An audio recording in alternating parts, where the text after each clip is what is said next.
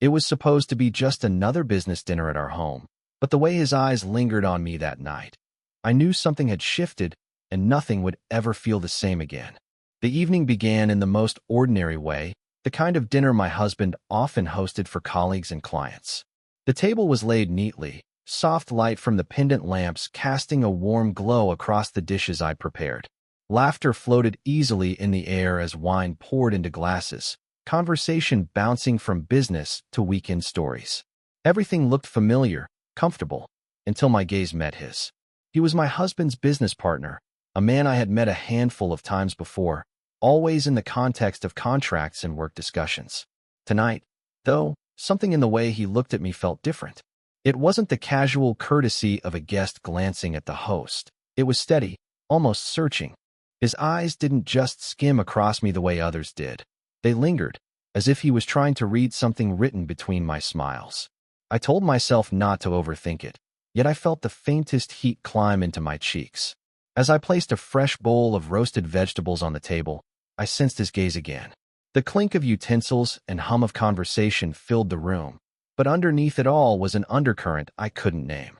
My husband laughed loudly at a joke, reaching for another pour of wine, unaware of the silent exchange that had just passed between us. He asked me a question then, not about business, but about the book resting on the counter. His tone was light, curious, but his eyes betrayed something deeper. I answered casually, keeping my voice even, though my pulse betrayed me.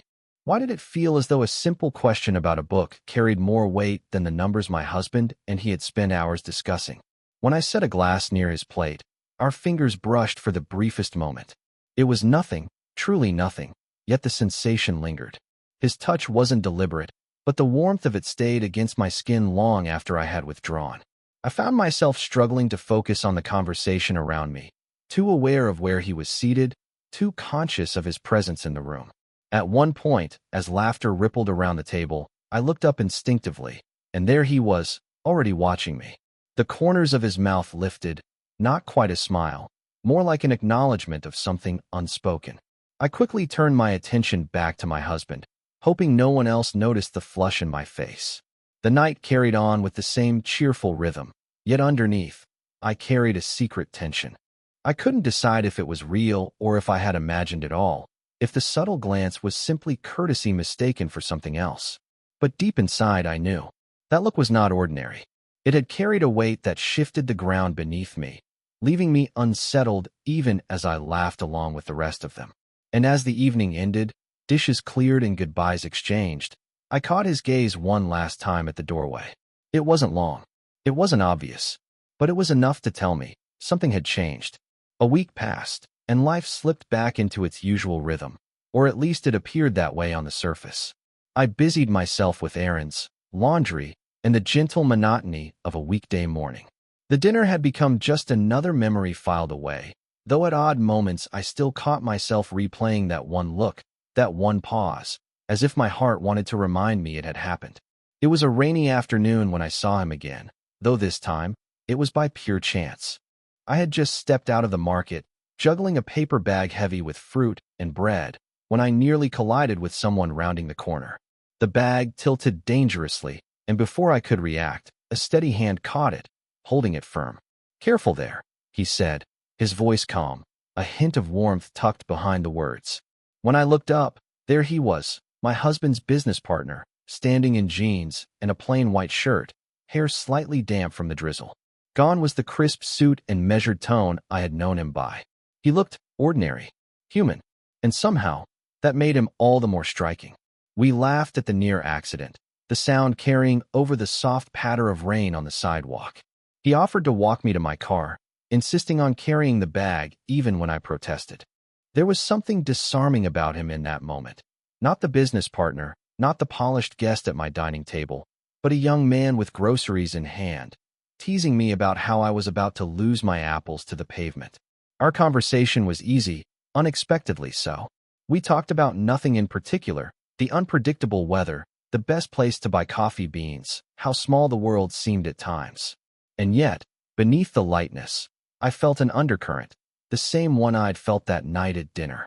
The way his eyes found mine when I spoke, the way he listened without distraction, as though what I was saying carried more weight than it really did. When our hands brushed as he adjusted the bag, the touch was fleeting but sharp, sending a warmth up my arm. My heart stumbled for a beat, and I quickly drew my focus back to the conversation, though inside, I knew I hadn't imagined it. At the car, he set the bag down gently in the back seat.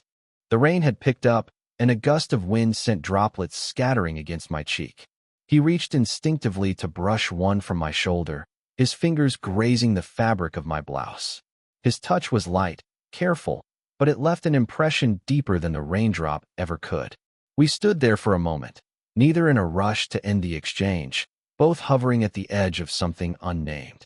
Finally, he smiled, just a simple, quiet curve of his lips, and stepped back. "Drive safe," he said, his tone lingering in my chest long after I'd closed the door. As I drove away, the image of him standing there in the rain stayed with me. It had been an ordinary encounter, nothing anyone else would think twice about. But for me, it was different.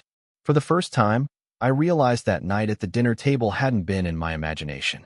Something real had passed between us, and it wasn't going away. The next dinner unfolded much like the first. Wine poured, business talk filled the air, and laughter rose in familiar bursts. But this time, something felt undeniably different. I was more aware of him now, acutely attuned to the rhythm of his presence. Every time he spoke, my ears found him first. Every time I lifted my gaze, I seemed to catch him already looking back. He sat across from me, angled just enough so that when he leaned forward to make a point to my husband, his eyes could easily fall on mine. I told myself it was coincidence, that I was imagining it again, yet the quiet intensity in his gaze left no room for doubt. At one point, the conversation veered toward travel. My husband, distracted with checking a message on his phone, gave a half-hearted answer about being too busy for trips. But his business partner, he asked me where I would go if time and money weren't an issue. His tone wasn't casual small talk. It carried genuine interest, as if he truly wanted to know the dreams tucked away in my heart. I hesitated, and used to being asked questions that weren't practical or family-related. And then, softly, I told him about the little coastal town I had once visited in college, the way the sea smelled different there, salter and wilder. About how I had always dreamed of returning, walking barefoot on that quiet beach with the horizon stretching endlessly ahead. He listened, really listened. His expression didn't wander, his focus didn't break. It was as though the crowded table had faded away and only my voice mattered. He asked what I remembered most about that place, and when I described the orange-pink glow of the sunsets, I noticed the faintest smile tug at his lips. The warmth of it stirred something inside me I hadn't felt in years, like being seen again, not just as someone's wife or hostess, but as a woman with stories worth telling. My cheeks grew warm, and I busied myself with pouring water into glasses to mask it. Later, as plates were cleared and conversation grew lighter, I found myself laughing at one of his comments. My hand brushed against his on the table, and though it was brief, the contact sent a quiet shock through me. He didn't pull away quickly, nor did I. Our fingers lingered for a fraction longer than politeness required, and in that small hesitation lived an entire world of unspoken words. I caught my breath and withdrew, glancing toward my husband who hadn't noticed a thing. But the echo of that moment stayed. The brush of skin, the steady eye contact, the quiet understanding. We were both aware of it, no matter how much we tried to bury it under polite smiles and safe conversation. By the time the night ended, I knew something with him was shifting. It wasn't loud or reckless, but slow and steady, weaving its way deeper into the spaces between us. I could no longer tell myself it was just courtesy or coincidence. He wasn't simply my husband's business partner anymore. He was becoming someone I couldn't ignore. The storm came suddenly, the kind of summer downpour that turns the air thick and restless before letting loose in sheets of water. My husband had left earlier for a late meeting, leaving me alone with the faint hum of the dishwasher and the sound of rain hammering the windows. I hadn't expected a knock at the door.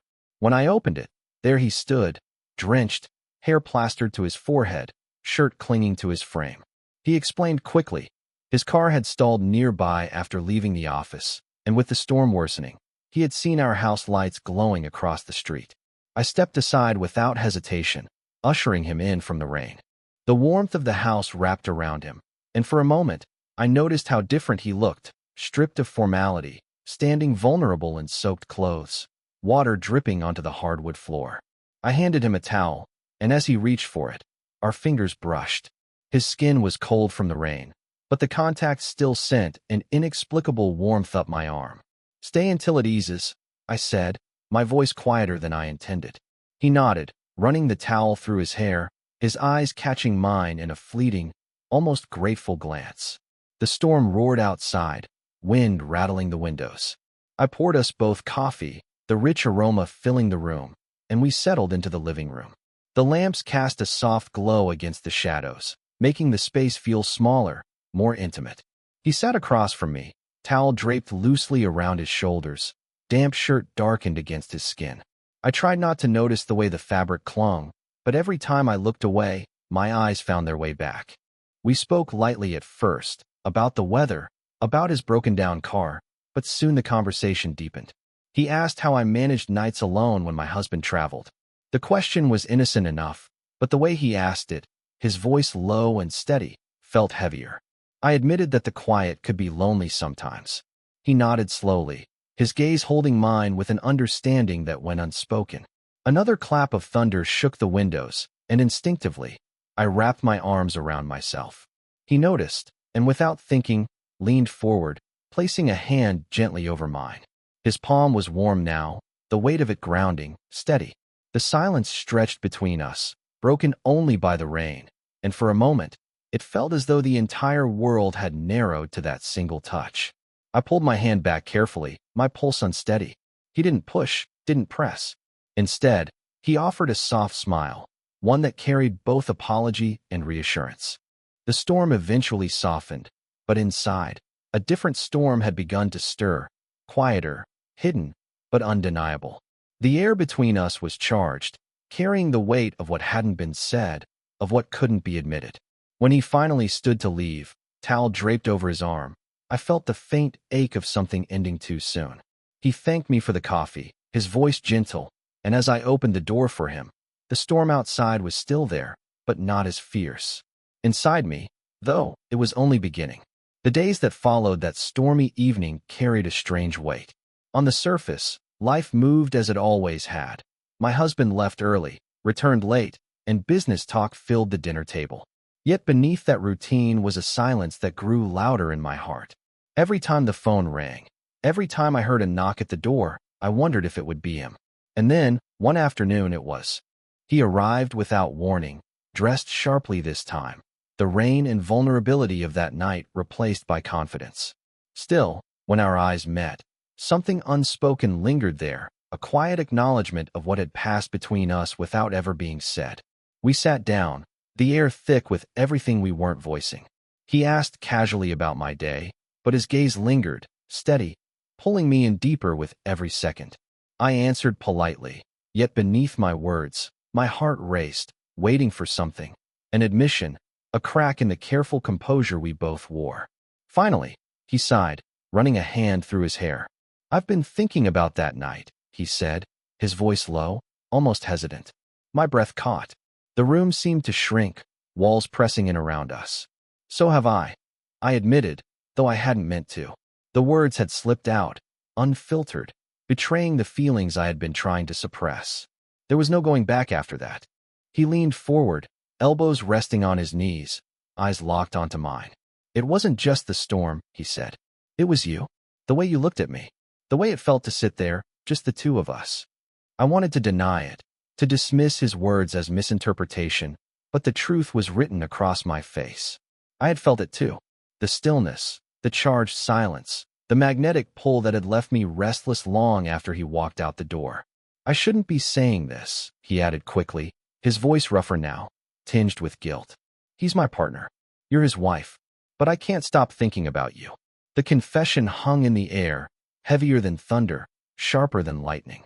My pulse thundered in my ears, torn between the betrayal in his words and the undeniable warmth they stirred in me.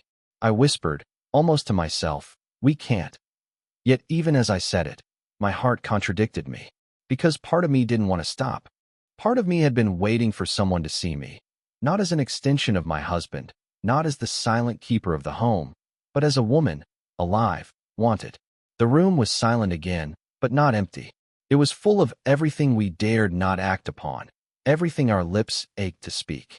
Neither of us moved closer, yet it felt as though we had crossed a line, a boundary that could never be unseen. The confession had changed everything. When he finally stood, there was no goodbye, no handshake, no casual parting words. There was only a glance, one that carried the weight of all that had been revealed, and all that still lay dangerously unsaid.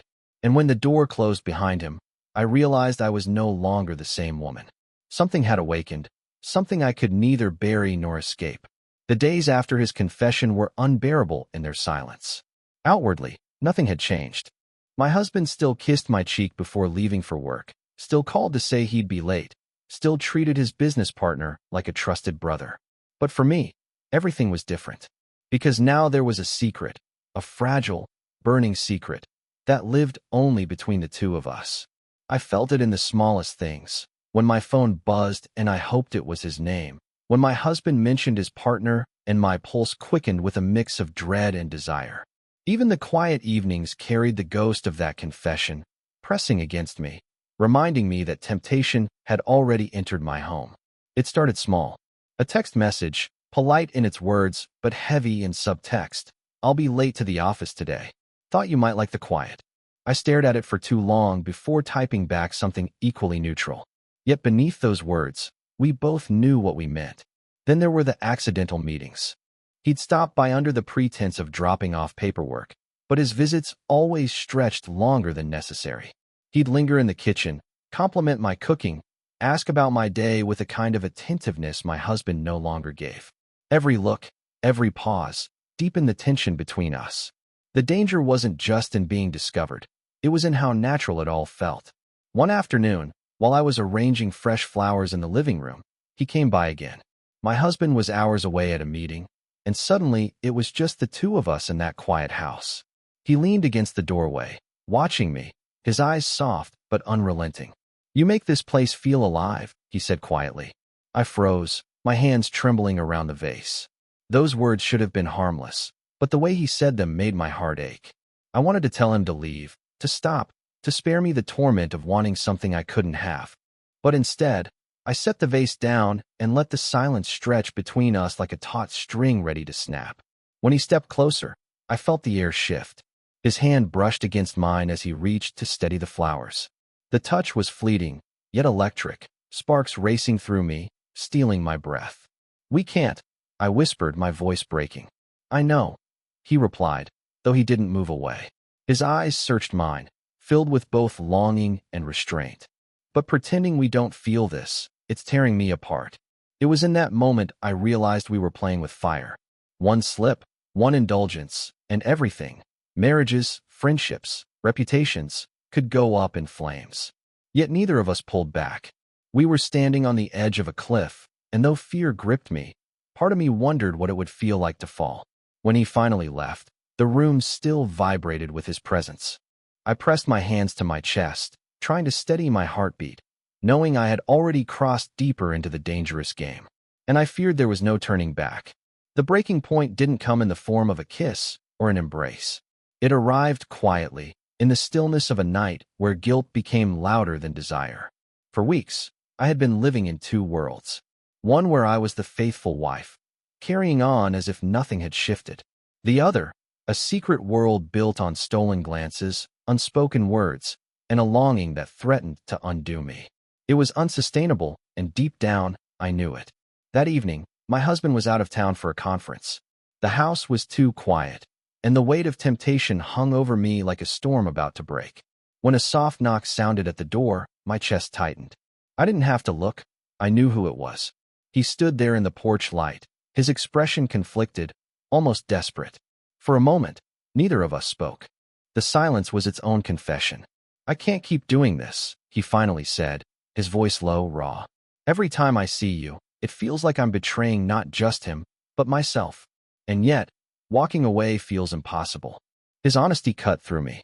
Tears welled in my eyes, not because of what he said, but because I felt the exact same way. I had been telling myself I was strong enough to resist, but the truth was, I had been waiting, hoping, for something I should never have wanted. I know, I whispered, stepping aside to let him in. We can't, but it feels like we already have. We sat across from each other at the kitchen table, the same place where laughter and casual dinners had once been shared without consequence. But tonight, it was different. Tonight, everything teetered on the edge of collapse. His hand reached for mine, trembling, conflicted.